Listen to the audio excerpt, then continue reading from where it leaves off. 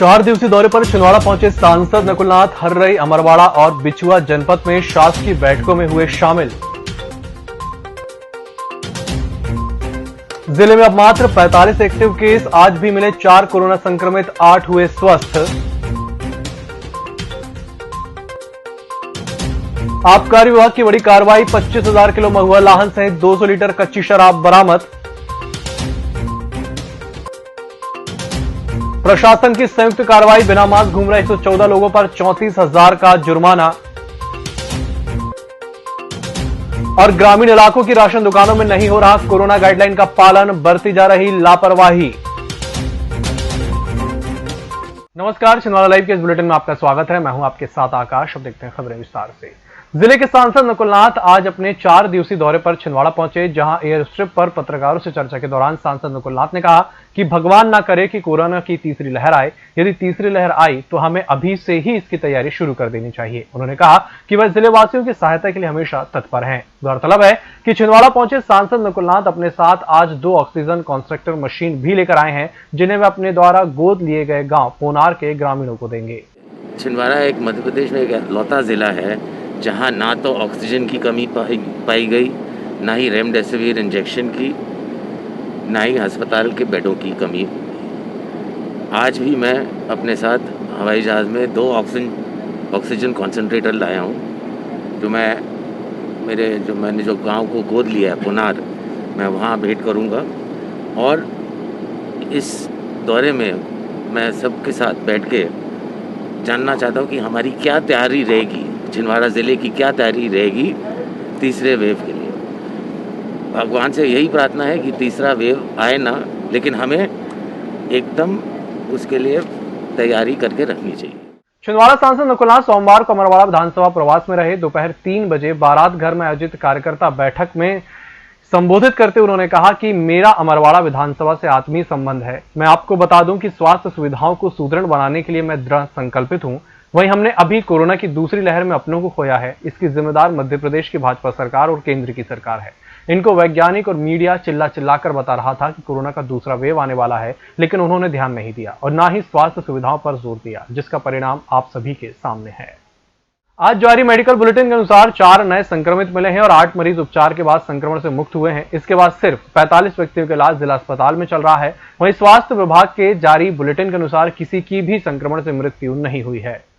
सुमरढाना का जंगल शराब तस्करों की गिरफ्त में आ गया है, जहां शराब तस्कर बड़ी मात्रा में अवैध रूप से लकड़ियां काट शराब का अवैध निर्माण कर रहे हैं।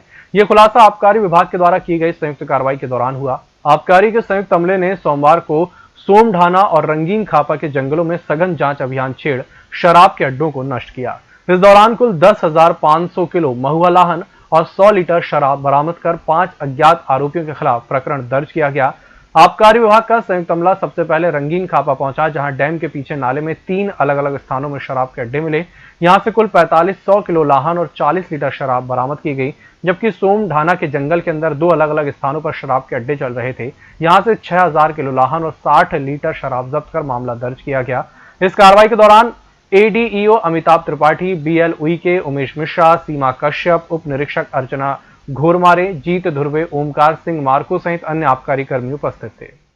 प्रशासन की संयुक्त कार्रवाई में आज मास्क नहीं पहनने वाले 114 लोगों पर 34,100 रुपए का चालान करते हुए जुर्माना किया गया और मास्क पहनने की हिदायत दी गई, जिसमें राजस्व अधिकारी साजिद खान, प्रभारी शेखर पटेल, अमित सारवान, धर्मेंद्र माहोरे, दुर्गेश रघुवंशी, ऋषभ स्थापक, आशीष साराभाई, दीपक सोनी, संदीप उइके, शहजाद कुरैशी, अखिलेश धुर्वे, राजेश वर्मा, अजय सनकत उपस्थित रहे। एक तरफ प्रशासन उचित मूल्य की दुकानों पर कोरोना प्रोटोकॉल पालन कराने की बातें कर रहा है, तो वहीं इन दुकानों पर कोरोना प्रोटोकॉल की धज्जियां उड़ाई जा रही हैं। ना तो सोशल डिस्टेंसिंग का पालन किया जा रहा है, ना ही लोग मास्क पहन रहे हैं। इन दुकानों पर भारी भीड़ लगी है। गौरतलब है कि केंद्र सरकार और मध्य प्रदेश द्वारा सभी गरीबों को राशन निःशुल्क देने का निर्णय लिया गया है। सोमवार को इन दुकानों पर जाकर वास्तविक स्थिति जानने का प्रयास किया गया। शासकीय और अशासकीय उचित मूल्य दुकान पर भीड़ दिखाई दी। यहाँ कोरोना नियमों का पालन नहीं हो रहा था। सामने देखा गया कि यहाँ सोशल डिस्टेंसिंग बनाने के लिए गोले तक नहीं बने थे। बड़ी संख्या में लोग वहां राशन दुकान पहुंचे। सेल्समैन दुकान में बैठकर राशन का वितरण कर रहे थे। उनकी टेबल के आगे ही लोग भीड़ लगाकर खड़े थे। कई लोगों ने तो मास्क तक नहीं लगाए थे। व्यवस्था बनाने के लिए वहां कोई मौजूद नहीं था। ग्राम पंचायत सांक की शासकीय उचित मूल्य दुकान में ना विक्रेता, ना राशन तोलने वाला और ना राशन लेने आए लोगों ने मास्क पहने, ना ही सोशल डिस्टेंसिंग, ना तो थंब लगाते समय सैनिटाइजर का उपयोग किया जा रहा था। इसके अलावा नाबालिग बच्चे से काम करवाया जा रहा था। इस बारे में जब विक्रेता राजकुमार मालवी से संबंध में चर्चा की गई तो उन्होंने कहा कि नियमों का पालन करवाते हैं, लेकिन लोग नहीं मानते। सर मैंने तो पहनी छू ना, अभी आपने अपनी पहने हो लगा ही है मेरा, मैं नहीं नहीं तो आपका तो नीचे रखा था मास्क, कहाँ लगा था? अरे सर वो दांत हो गए इसलिए निकाल। और ना ही आपके यहाँ सैनिटाइज को पे कर जा रहा है इससे हमने पे किया जा रहा है। सर ये तो रखा अभी खुद रखी मैं कर रही हूँ। तुम कर लिया घर से सैनिटाइज, अब मैं इधर ध्यान रहता है। अब बार छोटे बच्चे से बंटवा रहे हो तुम, ये इधर पूरे बच्चे पूरे मास्क है, एक भी कोई मास्क नहीं है आपका। देखो यार भैया, सुन लो भैया, आप मैं जितना कह रहा हूँ तुम भी मान लिया करो। कलेक्ट्रेट सभाकक्ष में आज समय सीमा की साप्ताहिक समीक्षा बैठक आयोजित की गई थी, जिसमें कलेक्टर सौरभ सुमन द्वारा विभाग संबंधी अधिकारियों की बैठक ली। साथ ही मध्य प्रदेश शासन की योजना के अनुसार योजनाओं का पालन हो सके, जिसके लिए कलेक्टर द्वारा आवश्यक दिशा निर्देश भी दिए गए। रविवार को कांग्रेस नेताओं और प्रशासनिक अधिकारियों के साथ में हुई तू मैमे को लेकर सोमवार को कांग्रेस कार्यकर्ताओं ने तहसील कार्यालय में पहुंचकर नारेबाजी करते हुए प्रशासन के अधिकारियों के खिलाफ विरोध प्रदर्शन के साथ सौंसर प्रशासन को ज्ञापन सौंपा। कलेक्टर के नाम सौंपे गए ज्ञापन में कांग्रेस नेताओं ने बताया कि नायब तहसीलदार और नगर निरीक्षक सौंसर के द्वारा जनप्रतिनिधि और नगर वासियों से निरंतर अभद्र व्यवहार किया जा रहा है, जिसके चलते क्षेत्र के शांतिपूर्ण माहौल में तनाव उत्पन्न हो रहा है।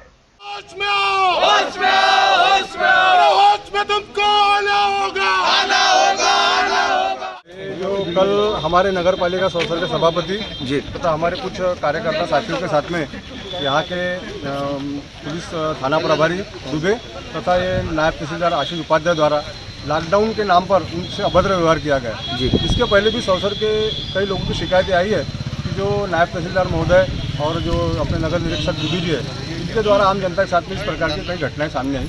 इसको लेकर आज हमने ज्ञापन दिया। हमारी मांग है कि दोनों अधिकारियों के ऊपर प्रशासन ने कार्रवाई करे। चांद तहसील अंतर्गत ग्राम साजपानी और ग्राम टॉप में रेत का अवैध भंडारण पाया गया, जिसमें लगभग 450 घन मीटर ट्राली अवैध भंडारण पाया गया।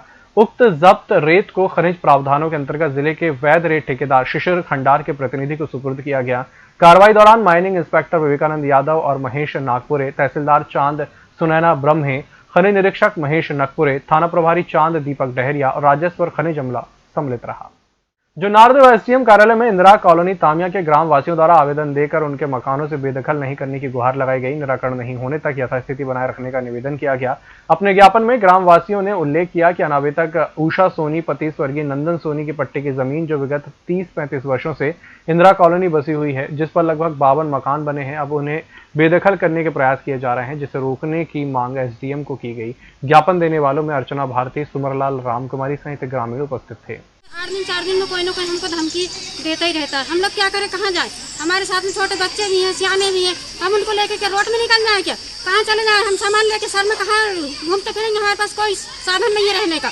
हम लोग क्या करें? हमारी कोई सुनवाई नहीं हो रही है। हम कलेक्टर ऑफिस भी गए थे, वहाँ पे भी कोई सुनवाई नहीं हुई। बोले एसडीएम ऑफिस जाओ। तहसील ऑफिस गए तो हमारी 8-9 बजे तक पैसी हो रही है। ये कोई तरीका नहीं है जनता को परेशान करने का। हमारे साथ कोई नहीं दे रहा है। इसी के साथ बुलेटिन वक्त चला एक छोटे से ब्रेक का, जल्द हाजिर होंगे। नागपुर की सुविधाएं अब छिंदवाड़ा में। शहर के सबसे आधुनिक dental clinic dedicated implant facility के साथ Chaturvedi dental clinic, doctor Rahul Chaturvedi, MDS, fix दांत एवं बत्तीसी लगाने के स्पेशलिस्ट।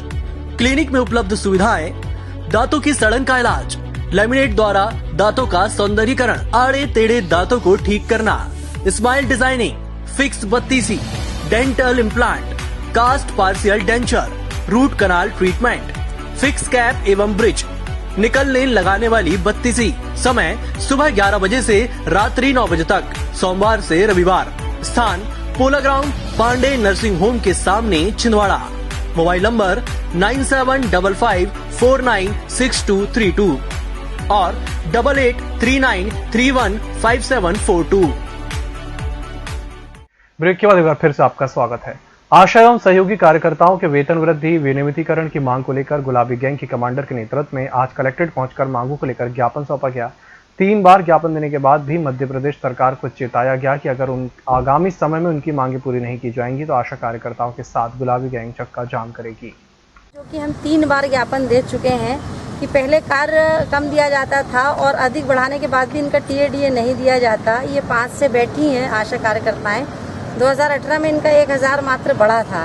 महंगाई को देखते हुए सभी विभागों के जब वेतन बढ़ाए जाते हैं तो आशा कार्यकर्ताएं जो कि अपनी जान की सुरक्षा की परवाह किए बिना पूरे प्रदेश में अपनी सेवाएं दे रही हैं, पूरे देश में अपनी सेवाएं दे रही हैं, तो इनकी बातों को और इनकी मांगों को सरकार गंभीर रूप से क्यों नहीं लेती, ये बड़े दुर्भाग्य की बात है। और आज 27 तारीख से पहला छिंदवाड़ा जिला बैठा था और छिंदवाड़े के बाद में 35 जिले बैठ चुके हैं और धीरे धीरे ये हम पूरा प्रदेश कवर करेंगे। और इसके साथ ही 15 दिनों के भीतर अगर सरकार आशा सहयोगी और आशा कार्यकर्ताओं की मांगों को गंभीरता से नहीं लेती है तो 15 दिनों में हम प्रादेशिक स्तर पर चक्का जाम करेंगे और जिसकी जिम्मेदारी फिर शासन प्रशासन की होगी।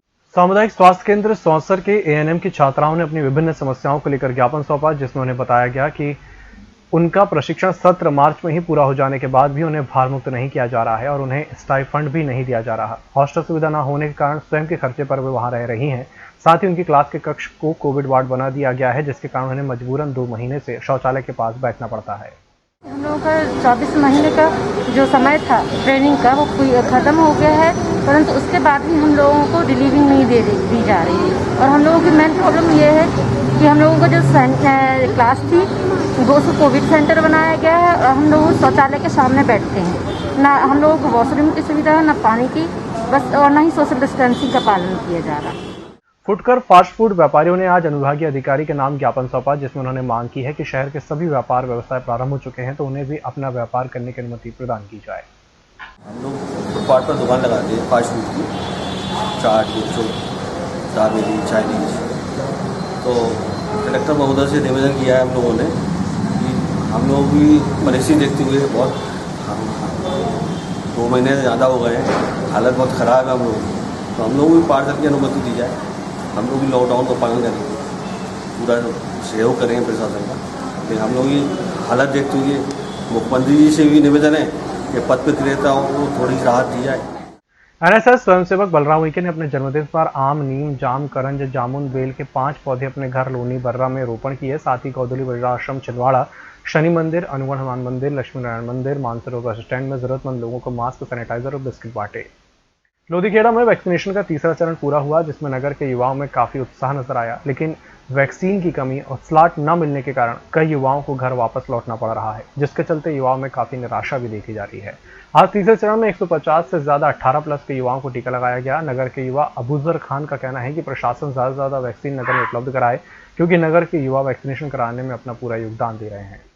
सोमवार को दिगंबर खंडेलवाल पंचायत के अध्यक्ष विजय झांझरी के निवेदन पर जिला प्रशासन द्वारा गोलगंज के खंडेलवाल भवन में सकल जैन समाज के बंधुओं के लिए वैक्सीन कैंप लगाया गया, जिसमें 18 से 44 तक के 300 युवाओं को और 45 से ऊपर वाले 36 व्यक्तियों को फ्री वैक्सीन लगाई गई। छिंदवाड़ा के अनुविभागीय अधिकारी एसडीएम श्री अतुल सिंह जी के विशेष सहयोग से आज इस वैक्सीनेशन का कार्य यहाँ छिंदवाड़ा के गोलगंज में किया जा रहा है और हम सभी बंधुओं से, जैन बंधुओं से आज विशेष रूप से निवेदन करते हैं कि सब आके आज वैक्सीन लगवाने का कार्य करके राष्ट्र के इस कार्य में अपना अपना सब सहयोग दें और अपने अपने जीवन को सुरक्षित करें।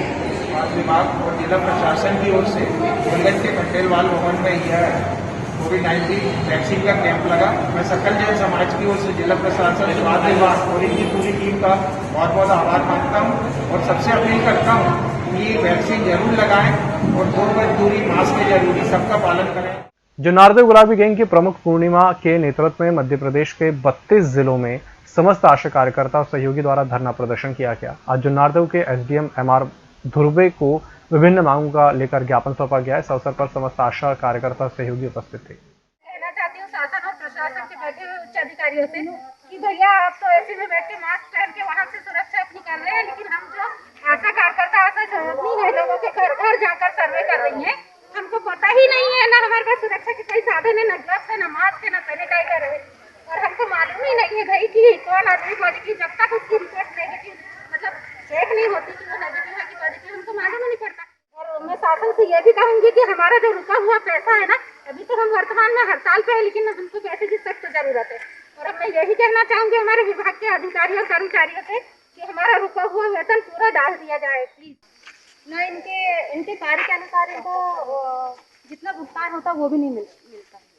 और इसके बाद भी हमारी जो बहनें हैं बहुत स्ट्रगल करके काम कर रही है, इनकी कोई ही सुध लेने वाला नहीं। थाना नवेगांव क्षेत्र में ग्राम खदवाड़ी में अज्ञात कारणों से 50 वर्षीय बुद्धूलाल एवनाती ने घर में फांसी लगा ली। नवेगांव थाने के एएसआई बलवंत राव आरक्षक गजराज डहरिया ने मौके पर पहुंचकर पंचनामा बनाया, शव को पोस्टमार्टम कराकर परिवार को सौंप दिया। सुबह उठा 6 बजे, हाँ देखा दोनों तरफ दरवाजा बंद थे। अच्छा, वो गमछा को खोले साइड से, हाँ देखा अंदर उसके तो पापा लटका था गमछे, हाँ सबको बताया, पुलिस को फोन लगाया। अच्छा, फिर पुलिस कार्रवाई चालू। आज महाराणा प्रताप की अश्वरोही प्रतिमा छिंदवाड़ा लाई गई। छिंदवाड़ा राजपूत क्षत्रिय समाज के सदस्य विगत कई वर्षों से महाराणा प्रताप की प्रतिमा लगाने प्रयासरत थे। प्रतिमा कलेक्ट्रेट रोड पर प्राइवेट बस स्टैंड के पास स्थापित की जाएगी। इस बुलेटिन में फिलहाल इतना ही। नमस्कार।